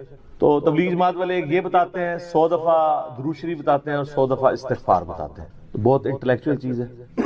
یہ وظیفہ اتنا کمال ہے کہ آپ کے ہر فرض نماز کے بعد یہ وظیفہ نبی علیہ السلام نے مشروع کیا ہے. مسلم شریف میں حدیث ہے ہر فرض نماز کے بعد یہ وظیفہ پڑھنے والا کبھی نامراد نہیں جاتا. 33 دفعہ سبحان اللہ، 33 دفعہ الحمدللہ اور 34 دفعہ اللہ اکبر. اور ایک حدیث میں ہے مسلم شریف کی کہ جو پڑھے 33 دفعہ سبحان اللہ، 33 دفعہ الحمدللہ، 33 دفعہ اللہ اکبر اور 100 کا عدد پورا کرنے کے لیے پڑھ لے لا الہ الا اللہ وحدہ لا شریک لہ لہ الملک و لہ الحمد وہو علی کل شیء قدیر. 100 کا عدد اس سے بھی پورا کر سکتے ہیں اور 100 کا عدد اللہ اکبر کہہ کے بھی پورا کر سکتے ہیں تو اس کے سارے گناہ معاف کر دیے جائیں گے اگرچہ سمندر کی جھاگ کے برابر ہی کیوں نہ ہو. لیکن وہ صغیرہ گناہ، کبیرہ گناہ صرف توبہ سے معاف ہوتے ہیں. وہ صحیح مسلم میں حدیث ہے کہ اگر بڑے گناہوں سے بچا جائے تو ایک جمعے سے دوسرا جمعہ، ایک رمضان سے دوسرا رمضان اور ایک نماز سے دوسری نماز درمیان کے گناہوں کا کفارہ بن جائے گی. لیکن جو نماز ہی نہیں پڑھتا تو جمعہ پڑھتا رہے تو وہ تو بڑے گناہوں سے نہیں بچا ہوا نا. مسلم شریف میں حدیث ہے بندے کے کفر اور اسلام کے درمیان فرق نماز ہے. یہ نہ ہو کہ ایک رمضان پڑھ لے اگر رمضان کے بھی چلے سارے، نہیں نہ اس طرح نہیں ہوگا. تو یہ وظیفہ اتنا کمال ہے، بخاری مسلم دونوں میں حدیث ہے. کچھ غریب صحابہ حضور کے پاس ہے، یا رسول اللہ ہر مقابلے میں ہم برابری کر لیتے ہیں امیر اصحاب کی. وہ روزے رکھتے ہیں ہم بھی روزے رکھ لیتے ہیں، وہ نمازیں پڑھتے ہیں ہم بھی نمازیں پڑھ لیتے ہیں، وہ جہاد کرتے ہیں ہم بھی جہاد کر لیتے ہیں. ایک معاملے میں آ کے ہم مارے جاتے ہیں. قرآن میں بار بار ہے اللہ کی راہ میں خرچ کرو، ہم تو خود ہی غریب ہیں. تو آپ ہمیں کوئی اس کا حل تجویز کریں. تو آپ فرمایا میں تمہیں ایک ایسی چیز بتاتا ہوں کہ تم ان کی برابری کر لو گے. تم ہر فرض نماز کے بعد 33 دفعہ سبحان اللہ، 33 دفعہ الحمدللہ، 34 دفعہ اللہ اکبر پڑھ لیا کرو. یہ بخاری مسلم دونوں میں. کچھ دنوں کے بعد پھر وہ حاضر ہو. یا رسول اللہ وہ تو امیر صحابہ کو بھی پتہ چل گیا، وہ بھی یہی کچھ پڑھ رہے ہیں. اب ہم کیا کریں؟ تسی تک لو جناب، تسی گرین کارڈ دے تے بلو کارڈ دے چکر وچ پے ہو، دنیا دے آخرت کے نہیں. صحابہ کرام آخرت کے بلو اور گرین کارڈ کی بات کرتے. تو نبی علیہ السلام مسکرائے، آپ نے فرمایا ذالک فضل اللہ یؤتی من یشاء. یہ اللہ کا فضل ہے، میں تو اللہ کا فضل نہیں روک سکتا. ٹھیک ہے نا. تو ظاہر گیون سرکمسٹانسز اللہ کے دیے ہوئے ہیں، اس کے اندر آپ بیسٹ پرفارم کرنے کی کوشش کریں. اللہ کے فضل کو تو کوئی روک نہیں لگا سکتا. کوئی یہ نہیں کہہ سکتا کہ جی وہ یعنی تیرے ہوتے جنم لیا ہوتا کیوں نہیں ہوا، ہو سکتا ہے ابو جہل ہی ہوتا. تو جس حال میں اللہ نے رکھا ہے اسی کو آپ بہتر سمجھیں. تو اس طرح کی کئی احادیث ہیں جو ان وظیفوں کو سپورٹ. اچھا مسلم شریف میں ایک حدیث میں یہ بھی آیا کہ 10 دفعہ سبحان اللہ، 10 دفعہ الحمدللہ اور 10 دفعہ اللہ اکبر. اگر کسی کے پاس ٹائم تھوڑا ہے نا تو فرض نماز کے بعد یہ بھی پڑھ سکتے. 10 دفعہ بھی وظیفہ یہ والا کیا جا سکتا. ایک بڑی دقت انگیز حدیث ہمارے یوسف بھائی نے اس پہ کلپ بھی بنایا ہے، صفین کی راتوں میں. بخاری مسلم دونوں میں حدیث ہے. مولا علی علیہ السلام خود روایت کر رہے ہیں. وہ کہتے ہیں کہ نبی علیہ السلام کو جب اللہ نے کشادگی دی، کچھ غلام آپ کو گفٹ ملے، تو میں نے فاطمہ سے کہا کہ تم پورا دن گھر کی صفائی کرتی ہو، چکی چلاتی ہو، اس کی وجہ سے ان کے ہاتھ پہ بھی نشان بن گئے تھے. اس طریقے سے سامان اٹھا کے لاتی تھی تو رسی کے نشان یہاں پڑے ہوئے تھے. تو نبی علیہ السلام سے جا کے جو ہے وہ ایک غلام ڈیمانڈ کر لیتے ہیں جو ہمیں ذرا ہیلپ آؤٹ کر دے گا. جب سب کو مل رہا ہے تو ہمیں بھی مل جائے گا. تو سیدہ فاطمہ حاضر ہوئی. یہ حدیث بخاری میں بھی ہے، مسلم میں بھی. تو حضور علیہ السلام کے پاس گئیں، بات نہیں کر. طبیعت میں تربیت کس کی تھی سر؟ بولڈنس نہیں تھی وہ، حالانکہ باپ ہے اور حضور کو پتا تھا اپنی بچی کی عادت. تو وہ گئیں، بات نہیں کر سکی، واپس چلی گئی. تو حضور علیہ السلام محفل برخاست ہوئی، آپ خود آ گئے. سر وہ حدیث کمال ہے. مولا علی کہتے ہیں میں اور فاطمہ ایک چادر میں لیٹے ہوئے تھے اور نبی علیہ السلام ہمارے گھر میں آئے اور پاؤں کی جانب سے نبی علیہ السلام ہمارے بستر میں داخل ہوئے، حتیٰ کہ آپ کے پاؤں کی ٹھنڈک ہم نے اپنے سینے پہ محسوس کی. یعنی حضور علیہ السلام نے پاؤں کی جانب سے اپنے پاؤں انٹر کیے اور وہ پاؤں سیدہ فاطمہ اور مولا علی کے سینے تک پہنچ گئے تو انہوں نے ان کو سینے سے لگا دیا. سر یہ فرینکنس کسی صحابی کو نصیب ہو سکتی؟ تو آپ نے فرمایا وہ فاطمہ تم آئی تھی، کوئی کام تھا؟ سیدہ فاطمہ سے پھر بھی بات نہیں نکلی. تو حضرت علی کہتے ہیں میں نے نا پھر کہا یا رسول اللہ وہ میں نہیں بھیجا تھا، پورا دن کام کرتی ہے. آپ کی بیوی کہتی ہیں ہماری کوئی ذمہ داری نہیں ہے. یہ بھی تو بیوی تھی نا. بخاری مسلم میں حدیث ہے جنتی عورتوں کی سردار ہے فاطمہ سلام اللہ علیہ. تو میں نے غلام کے لیے عرض کیا تھا یہ تھک جاتی ہے ہمیں ہیلپ آؤٹ کر دے گا. آپ علیہ السلام فرمایا میں تمہیں سے بہتر نہ چیز عطا کروں. کہ یا رسول اللہ عطا کریں. یعنی آپ لوگ تو سمجھ رہے ہوں گے کہ غلام مانگا ہے تو شاید ایک گھوڑا بھی ساتھ گفٹ مل جائے گا. ان کا جب رات کو بسترے پہ جانے لگو نا تو 33 دفعہ سبحان اللہ، 33 دفعہ الحمدللہ اور 34 دفعہ اللہ اکبر پڑھ لیا کرو. یہ تمہارے لیے اس غلام سے بھی بہتر ہے. یعنی سارے دن کی تھکاوٹ اتر جائے گی. سر یہ بہت بہترین وظیفہ. تو اچھا یہ حدیث مولا علی پوری زندگی سنایا کرتے تھے. کیونکہ حضرت فاطمہ اور مولا علی کی ایک محبت بڑی مثالی تھی. پھر لوگ بھی جو ہے نا وہ اب یہاں پر بینچ مارک کے طور پر میں حج تمتع کا سارا طریقہ بتاؤں گا. حج قران اور حج افراد کسی کے اندر شامل ہو جائے گا, اور ساتھ ساتھ ضروری مسائل اور اصطلاحات بھی میں انشاءاللہ 20 سٹیپس میں بیان کروں گا. پچھلی دفعہ میں نے 20 سٹیپس کے اندر عمرے کا طریقہ بتایا تھا, اور اس دفعہ انشاءاللہ یہ 20 سٹیپس کے اندر حج کی ساری ایکٹیویٹیز ان ڈیٹیل بتاؤں گا انشاءاللہ. اب آج ذرا جلدی سے یہ کور ہو جائے گا, کیونکہ احرام کی جو پابندیاں ہیں اس میں کیا کیا خیال رکھنا ہے, اور اگر کوئی پابندی ٹوٹ جائے اس کے لیے کیا دم اور فدیہ ہے, وہ میں نے سارا پچھلی دفعہ بیان کر دیا تھا. آج ہم صرف سٹیپ وائز سن لیتے ہیں. بسم اللہ الرحمن الرحیم. سٹیپ نمبر 1, 8 ذو الحجہ کو اشراق کے وقت غسل کریں, جسم پر خوشبو لگائیں, اور اس کے بعد احرام باندھ لیں. حج, لیکن یہ صرف حج تمتع والے کریں. حج قران والوں نے تو پہلے ہی احرام باندھا ہوا ہے, اور جو حج افراد والے ہیں وہ تو میقات کراس کر کے آئے ہوئے ہیں, انہوں نے تو پہلے ہی احرام باندھا ہوا ہے. ہاں, جو مکے کے رہنے والے لوگ ہیں وہ پھر 8 ذو الحجہ کو احرام باندھ لیں گے حج افراد کا. 8 ذو الحجہ کو کہتے ہیں یوم الترویحہ, ترویحہ کا دن. ترویحہ عربی میں کہتے ہیں اونٹوں کو سیراب کرنا. تو چونکہ اس کے بعد 4-5 دن کی ایکٹیویٹیز آتی ہیں, لہذا اونٹوں کو خوب پانی پلایا جاتا تھا تاکہ وہ ریگستان کا یہ سارے معاملات آسانی کے ساتھ طے کر سکیں. تو اسے یوم الترویحہ کہا جاتا ہے. 9 ذو الحجہ کو کہا جاتا ہے یوم العرفہ, عرفات کا دن, اور 10 ذو الحجہ کو کہتے ہیں یوم النحر, یعنی قربانی کا دن, اور اسی میں پھر 11 اور 12 بھی شامل. اور ایام تشریق کون سے ہیں؟ 10, 11, 12 اور 13. لیکن قربانی کے دن میں نے لیکچر میں بتایا وہ 3 ہی ہیں, 10, 11 اور 12. جو چوتھے دن قربانی والی حدیث ہے وہ منقطع روایت ہے, اصول محدثین پر روایت ثابت نہیں ہے. تو سٹیپ نمبر 1 ہے 8 ذو الحجہ کو غسل کیا, سنت ہے, جسم پہ خوشبو لگائی اور احرام باندھ لیا. سٹیپ نمبر 2, احرام باندھے. مرد 2 چادریں, اور عورتوں کے لیے وہی ہے کہ چہرے کی ٹکیاں نظر آئے گی, 2 ہاتھ اور پاؤں نظر آئیں گے, باقی جسم کے اوپر کے لباس ہوگا. اور عورتوں کے چہرے کے نقاب کے حوالے سے احرام کی حالت میں پچھلی دفعہ ڈیٹیل سے گفتگو کر چکا ہوں کہ نقاب نہیں ہے, وہ ضعیف روایت ہے, بالکل مردود قسم کی روایت ہے جس سے سہارا لیا جاتا ہے. اور بخاری کے کانٹیکسٹ میں نے بتایا تھا, صحیح بخاری میں حکم ہے کہ آپ صلی اللہ علیہ وسلم نے عورتوں کو حکم دیا ہے کہ احرام کی حالت میں اپنا چہرہ کھلا رکھیں. سٹیپ نمبر 2 ہو گیا احرام باندھنا. سٹیپ نمبر 3, احرام باندھنے کے بعد اللہم لبیک حجن, اللہم لبیک حجن, اے اللہ میں حج کے لیے حاضر ہوں, یہ نیت کرنا صحیح بخاری اور صحیح مسلم میں ثابت ہے زبان کے ساتھ. اور پھر ساتھ ہی ایک دفعہ تلبیہ کہنا ہے, لبیک اللہم لبیک, لبیک لا شریک لک لبیک, ان الحمد والنعمت لک والملک لا شریک لک. اور بخاری اور مسلم میں 2 تلبیہ اور بھی ہیں, اللہ اکبر, اللہ اکبر, اللہ اکبر, لا الہ الا اللہ, لا الہ الا اللہ, لا الہ الا اللہ. یہ تینوں تلبیہات ثابت ہیں. سٹیپ نمبر 4, تلبیہ پڑھتے ہوئے پیدل یا سواری پر مینا کی طرف سفر اختیار کریں. سواری پر جانا سنت ہے, آپ صلی اللہ علیہ وسلم نے سفر کیا ہے سواری پر, لیکن رش کی وجہ سے پیدل جانا تھوڑا آسان ہوتا ہے اگر گرمیاں نہ ہو. بعض لوگ وہاں پر سمجھتے ہیں شاید پیدل چلنا افضل ہے, یہ سنت ہے. آپ صلی اللہ علیہ وسلم نے سارا حج کا سفر سواری پر, اونٹ پر کیا ہے تاکہ لوگ آپ کو دیکھ بھی لیں. آپ صلی اللہ علیہ وسلم کی زیارت کے لیے بھی پورے عرب سے لوگ جمع. تو مینا میں پہنچے, وہاں جا کر 5 نمازیں ادا کرنی ہیں. 8 ذو الحجہ یوم الترویحہ کی ظہر, 8 ہی کی عصر, پھر مغرب اور پھر عشاء. یہ 4 نمازیں 8 کی الگ الگ اوقات میں, لیکن قصر نمازیں ادا کرنی ہیں. قصر نماز خصوصیت ہے حج کی, چاہے کوئی مسافر ہو یا نہ ہو. اور 5ویں نماز اگلے دن 9 ذو الحجہ کی یوم عرفہ کی فجر بھی وہاں پر پڑھنی ہے. یہ 5 نمازیں مینا کے اندر جا کر پڑھنی ہے. یہاں پر جو احناف ہیں ان کا موقف یہ ہے کہ آپ صلی اللہ علیہ وسلم چونکہ سفر میں تھے اس لیے آپ نے قصر نمازیں پڑھی تھی صلی اللہ علیہ وسلم, لہٰذا ہمیں پوری نماز پڑھنی چاہیے. تو بھائیو اگر یہ بات ہوتی تو سفر میں تو آپ صلی اللہ علیہ وسلم اکیلے تھے نا, باقی جتنے صحابہ شامل ہوئے تھے, تو آپ صلی اللہ علیہ وسلم بینگ پروفٹ آپ کی رسپانسبلٹی تھی کہ آپ حکم فرما دیتے کہ جو مکے کے رہنے والے ہیں پوری نماز پڑھیں. ہمارا چیلنج ہے اس حوالے سے کوئی ضعیف روایتی دکھا دیں. لہٰذا یہ حج کی خصوصیت ہے کہ قصر نماز ادا کرنی. اگر کوئی پورے بھی پڑھنا چاہے تو جائز ہے, ہم تو ویسے بھی سفر میں پورے کے قائل ہیں. سنن نسائی میں صحیح حدیث موجود ہے, میں نے پورا لیکچر دیا ہے مسئلہ نمبر 29 کے نام سے, مجاہد اور مسافر کی نماز.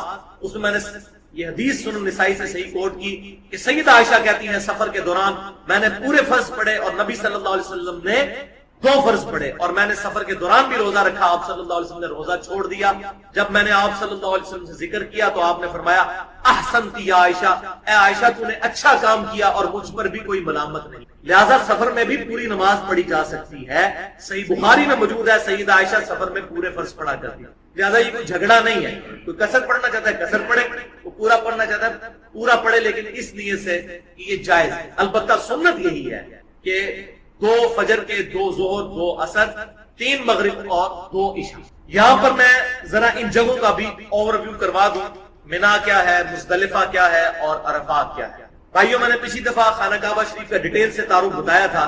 खाना काबा शरीफ में जो हजर अस्वद वाला कोना है, इसी की सीध में यानी मशरिक की जानिब हजर अस्वद की तकरीबन 8 किलोमीटर जाएं तो मिना का मैदान आता है, जहां पर तकरीबन 50,000 के करीब खैमे सऊदी गवर्नमेंट ने फायर प्रूफ खैमे बनाए हुए हैं। एक खैमे में 150-200 बंदा भी आ जाता है, बड़े बड़े खैमे, वो टेंट सिटी है।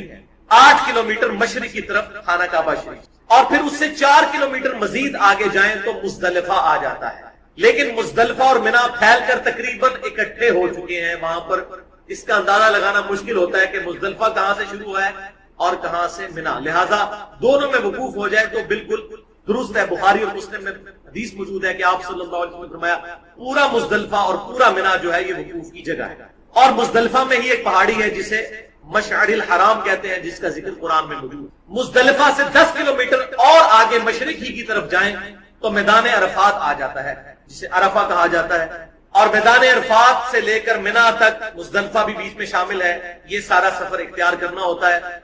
इस दौरान अब वहां पर ट्रेन का भी ट्रैक बिछा दिया गया है और बड़ी आसानी के साथ लोग सफर कर लेते हैं। लेकिन फिर भी अगर कोई बंदा पैदल भी खाना काबा शरीफ से मिना तक जाए तो तकरीबन 1.5 घंटे के अंदर आसानी से ये 8 किलोमीटर तय कर लेता है। और आगे जो सफर है वो तकरीबन वो भी 1.25-2 घंटे में। बहुत चौड़ी रोड सऊदी हुकूमत ने बना दी हुई है मिना से लेकर अरफात तक जाने के लिए, और मुख्तलिफ जगहों पर वाटर कूलर भी पानी पीने वाले लगे हुए हैं। लेकिन मैंने फिर बता दूं कि बारह सवारी पर सफर करना सुन्नत है।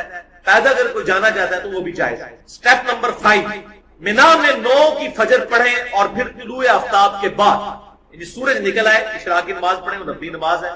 अरफात की तरफ तलबीहा पढ़ते हुए रवाना हो जाएं 9 तारीख की सुबह सूरज निकलने के बाद। और तलबीहा वही है लब्बैक अल्लाहुम्मा लब्बैक, वो वाला भी या अल्लाहु अकबर या ला इलाहा इल्लल्लाह। और 14 किलोमीटर वहां से सफर है। ये तकरीबन 2 घंटे के अंदर, 2 से 2.25 घंटे के अंदर पैदल तय हो जाएगा। लेकिन बसों के अंदर तकरीबन 2.5-3 घंटे भी लग जाते हैं, बाज़ का 4 घंटे भी, क्योंकि सफर के दौरान तकरीबन 40-50 हजार बसें उस तरह सफर कर रही होती हैं, रोड पे सारी ट्रैफिक ब्लॉक हो जाती है। स्टेप नंबर 6, अरफात में क़याम करें और मस्जिद निमरा में खुतबा अगर सुने, जरूरी नहीं है लेकिन निमरा में ज्यादा वक्त नहीं गुजारना, वो अरफात से उसका मस्जिद निमरा का अच्छा खासा हिस्सा जो है वो अरफात से बाहर है। वहां पर आपने ज़ोहरैन पढ़नी है जमा तकदीम के साथ। जमा तकदीम ये है कि जोहर के वक्त के अंदर ही जोहर के 2 फर्ज पढ़ने हैं और फिर असर के 2 फर्ज। ये हज की खुसूसियत है, इसको सारे मानते हैं। आप सल्लल्लाहु अलैहि वसल्लम की हदीस है बुखारी और मुस्लिम के अंदर, मुत्तफकुन अलैह हदीस की, आप सल्लल्लाहु अलैहि वसल्लम ने 1 अजान और 2 अकामत के साथ पहले 2 फर्ज जोहर के पढ़ाए और फिर 2 असर के, और इस दौरान कोई नवाफिल ये सुन्नतें वगैरह नहीं पढ़ी। अगर जुमे का दिन भी आएगा तब भी जुम्मा की नमाज नहीं होगी, 2 जोहर के फर्ज और 2 असर के फर्ज पढ़ने होंगे। लिहाजा यहां पर वो झूठ की भी कली खुल गई कि जो ये मशहूर है कि जुम्मे वाले दिन जो हज आता है वो हज अकबर है। तो जब जुम्मे ही कोई नहीं है तो हज अकबर कहां से हुआ? और ये बात अहले सुन्नत के लवाने वाले तीनों गुरोह बरेलवी, देवबंदी और अहले हदीस और अहले तशय्युअ भी मानते हैं कि हज अकबर से मुराद ये है ही नहीं है, बल्कि सूरह अत-तौबा के अंदर कुरान पाक की टर्म में हज अकबर से मुराद है हज का, और हज असगर से मुराद है उमरा। छोटा हज है उमरा और बड़ा हज है हज अकबर, क्योंकि कुरान में जिसको हज अकबर कहा गया वो 9 हिजरी का हज था, जिसमें आप सल्लल्लाहु अलैहि वसल्लम शामिल नहीं थे, आप तो 10 हिजरी वाले में थे। उसमें जुम्मे के दिन आया था यौम अरफा, जबकि 9 हिजरी में जब सैयदना अबू बकर सिद्दीक रज़ियल्लाहु ताला अन्हु को अमीर हज बनाकर भेजा, उसमें जुम्मे वाला दिन नहीं था, लेकिन कुरान में उसको हज अकबर कहा गया। तो हज अकबर से मुराद है हज का दिन और हज असगर से मुराद है उमरा।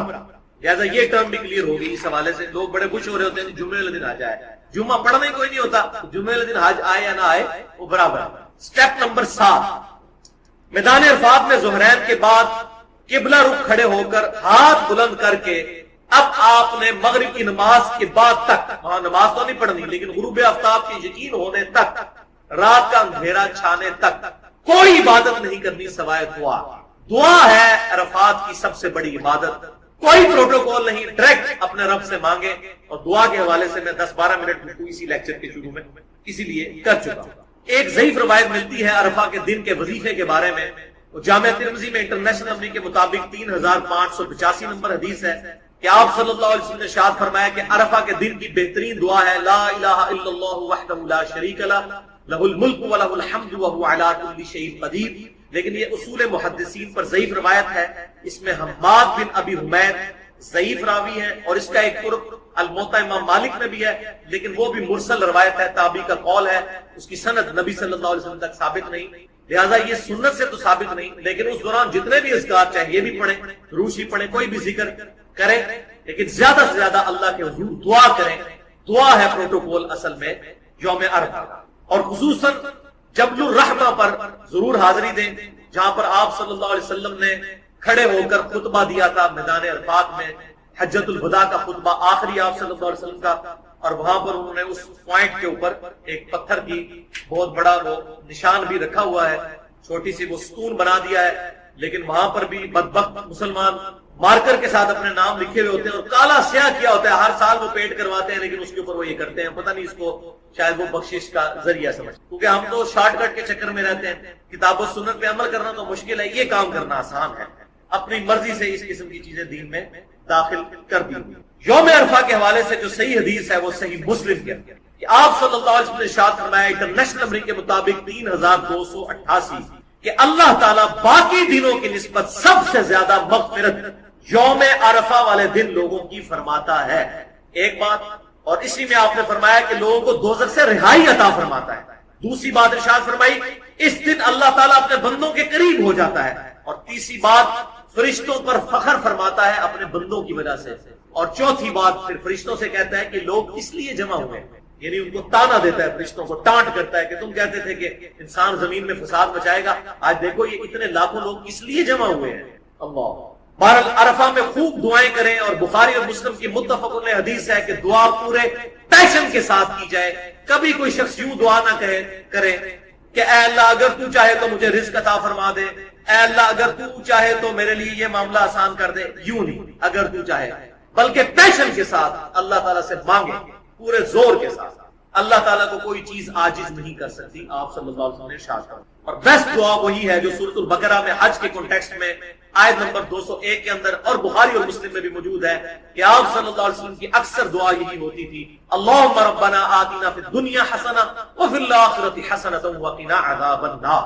جامعہ ترمذی اور سنن ابی داؤد میں ایک حدیث ہے انٹرنیشنل نمبر کے مطابق، ترمذی میں 899 اور ابو داؤد میں 1949 اور سنن نسائی اور ابن ماجہ میں بھی موجود ہے کہ آپ صلی اللہ علیہ وسلم نے ارشاد فرمایا الحج عرفہ، حج عرفہ کا ہی دن ہے، عرفہ ہی پورا حج، اور فرمایا کہ جس نے عرفہ کے دن مزدلفہ والی رات جو ہے اس رات کا بھی کچھ حصہ اگر میدان عرفات میں گزار لیا تو اللہ تعالیٰ اس کو حج کی دولت سے سرفراز فرما دے گا۔ تو یہ رکن اعظم ہے حج کا، یوم عرفہ کا دن، اور رات تک وہاں پر انتظار کرنا ہے، مغرب کی تھوڑی دیر بعد تک جب یقین ہو جائے کہ سورج غروب ہو گیا۔ تو سٹیپ نمبر 8 یہی ہے کہ عرفات میں سورج کے غروب ہونے کا انتظار کر کے خوب یقین ہونے کے بعد جب اندھیرا چھا جائے تو تلبیہ کہتے ہوئے مزدلفہ کی طرف روانہ ہو، یعنی واپس آنا شروع کرے، منا کی طرف 10 کلومیٹر۔